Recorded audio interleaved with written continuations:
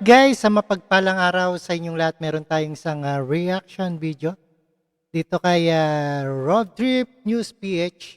At ito ay isang pahayag ni ex-President Roa Duterte sa Mindanao Independence na maaring dala lang ng bugso ng damdamin, sabi ni ex-NSA Carlos.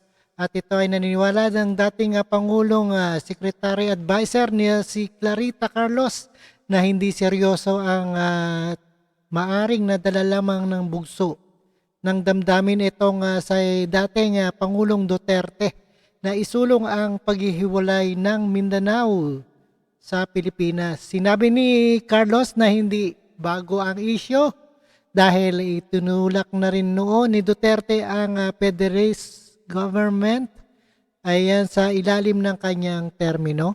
At panoorin po natin ang buong detalye guys. No other further ado, let's do watch. Alright, let's get it on. Actually, nung pang-mayor siya, nakita na niyan kung paano siya nasasakal ng national government sa Malacanang. So, dugtong mo yun, if you will notice, nag-campaign siya for federalism. Hindi na bago para kay dating National Security Advisor Professor Clarita Carlos ang pahayag ni dating Pangulong Rodrigo Duterte na secession. Patunay umano rito ang pagsusulong nito ng federalismo sa panahon ng kanyang termino. Sa tingin ni Professor Carlos, dala lang ng silakbo o bugso ng damdamin ang sinabing ito ng dating Pangulo. Nadagdagan pa niya ito nang magkaroon ngayon ng mainit na isyu o hidwaan sa kanilang grupo at ng administrasyon. So, sinabi kong bugso ng damdamin niya kasi alam naman na merong hidwaan nangyayari ngayon sa pagitan ng kanilang mga puwersa. So, I'm sure. Pero sabi ko nga, hindi na bago ito kasi nung mayor pa lang siya, ay ayaw na talagang sinasakal siya ng central government na based here in Manila. Dagdag pa nito ang panukalang secession ay kailangan ng masusing pag-aaral sapagkat ang pangunahing tanong niya ay kung may karapatan nga ba ang alinmang isla sa bansa na humiwalay. Si dating Presidential Spokesperson at Constitutional Law Professor Attorney Edwin Lacierda naniniwala ring hindi seryoso ang dating punong ehekutibo sa pahayag nito. I think it's not serious. I think it's a very off-the-cuff remark of President Duterte who is prone to issuing such statements naman. Maging si dating Presidential Spokesman Attorney Harry Roque ay naniniwalang dahil lang sa frustration kaya nasabi niya ito. Alam mo, yung secession naman, frustration lang ni Presidente Duterte na ang gulo-gulo ng mga politiko ngayon sa Luzon.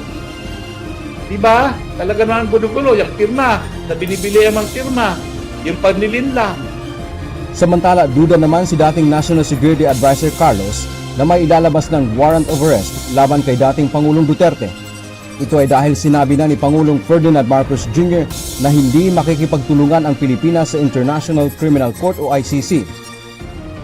Unang-una nag-iimbestiga pa lang yung ICC at nagbigay na ng order si President Bongbong nang walang ipag-cooperate dito. No, kasi intrusion yan sa ating sovereignty. So ano yung sinasabing arrest warrant? Dagdag pa ni Professor Carlos. Alright guys, napakinggan natin at napanood dito sa ating pahayag ni ex-President Roa Duterte sa Mindanao Independence na maaaring dala lang ng bugso ng damdamin. Ayan, naniniwala ang dating National Security Advisor na si Clarita Carlos na hindi seryoso ang ating dating Pangulong Duterte na isulong ang paghiwalay ng Mindanao sa Pilipinas. At maraming salamat sa panonood at pakikinig dito kay Road Trip News PH and see us again sa ating next reaction video. Thank you guys and peace out.